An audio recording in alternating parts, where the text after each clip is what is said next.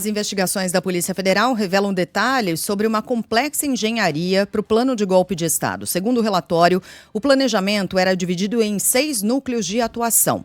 O núcleo da desinformação e ataques ao sistema eleitoral era responsável por produzir e divulgar notícias falsas para desacreditar as eleições. De acordo com a PF, o ex-ajudante de ordens de Jair Bolsonaro, tenente-coronel Mauro Cid, e o ex-ministro da Justiça, Anderson Torres, eram os principais integrantes desse núcleo. O documento aponta que Torres teve atuação relevante na propagação da narrativa de fraude no sistema eletrônico de votação. Havia também um grupo só para incitar militares a apoiarem o golpe. Segundo a PF, fazia parte deste grupo o ex-ministro da Casa Civil e vice na chapa de Bolsonaro, general Braga Neto. Ainda de acordo com a corporação, os investigados amplificaram ataques militares que não aderiam à trama. Núcleo jurídico era mais um, esse aqui responsável pelas minutas de decretos para justificar as ações golpistas. Faziam parte do grupo o ex-assessor internacional do governo Bolsonaro, Felipe Martins, e o então ministro da Justiça, Anderson Torres. Alguns nomes participam de mais de um grupo, né? Mauro Cid aparece mais de uma vez. O Braga Neto é citado simplesmente 98 vezes no relatório e tratado como uma figura central do golpe. Ainda temos o núcleo operacional de apoio às ações golpistas. A equipe, segundo a PF, tinha a missão de manter as manifestações em frente aos quartéis generais do Exército, sob ordens de Mauro Cid. Vou falar mais detalhadamente a respeito deste ponto mais para frente. Havia ainda o núcleo de inteligência paralela, que contava com o ex-chefe do Gabinete de Segurança Institucional, general Augusto Heleno, e também com o ex-chefe da Agência Brasileira de Inteligência, delegado Alexandre Ramagem. De acordo com a PF, o grupo desenvolveu ações clandestinas, utilizando de forma ilícita órgãos do Estado brasileiro com a finalidade de manter Bolsonaro no poder. O relatório também cita integrantes da ABIN paralela, que, segundo as investigações, produziram informações falsas sobre o processo eleitoral e ministros do STF e TSE. Por fim, o inquérito da PF apontou o núcleo de militares de alta patente que usavam a influência no Exército para endossar as medidas do golpe.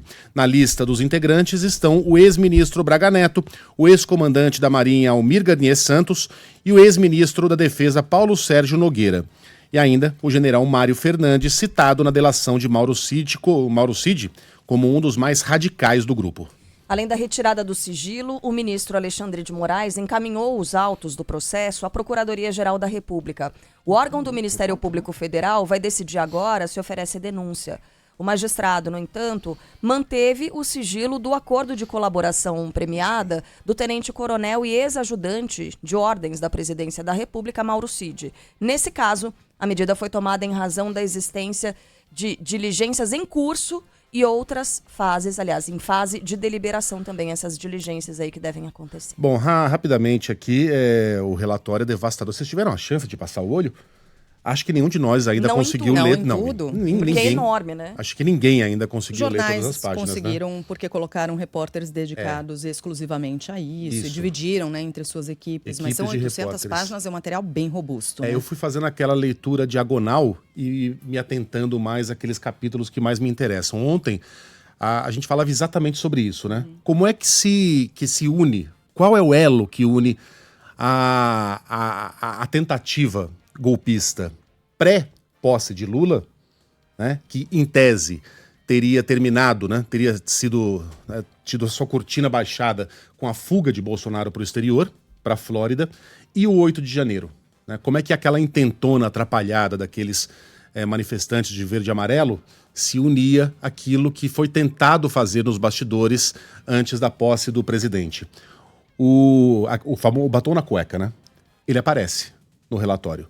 No relatório está minuciosamente detalhado como é que esses militares, como é que esses políticos, como é que esses assessores jurídicos, Braga Neto é uma figura muito importante nessa arquitetura, como é que eles conseguiam manipular e modular os humores daquelas pessoas. Como quem aumenta e diminui o volume de um aparelho de rádio, eles conseguiam aumentar e diminuir estrategicamente a mobilização daquelas pessoas. Olha, temos que manter essa mobilização, mas temos que tomar cuidado para que a coisa não atinja um ápice antes do desejado. Aquilo foi a tentativa final, a aposta no caos total para uma eventual decretação de uma GLO ou de uma, enfim, uma tentativa de se colocar os militares na rua e torcer para que aquilo pudesse culminar numa deposição do presidente, numa prisão, até em assassinato, falou-se. Então, aquilo que faltava, né, e a gente falava sobre isso ontem mesmo, nesse horário, não falta mais. Tá tudo detalhado ali, o relatório é devastador. A gente certamente vai ter a denúncia da maioria desses elementos aqui, provavelmente não todos, né? Mas a maioria desses elementos deve ser denunciada. O ex-presidente, sem dúvida alguma, será denunciado pelo Ministério Público e provavelmente este grande julgamento, talvez um dos mais importantes, talvez o mais importante da nova República, deve acontecer em 2025.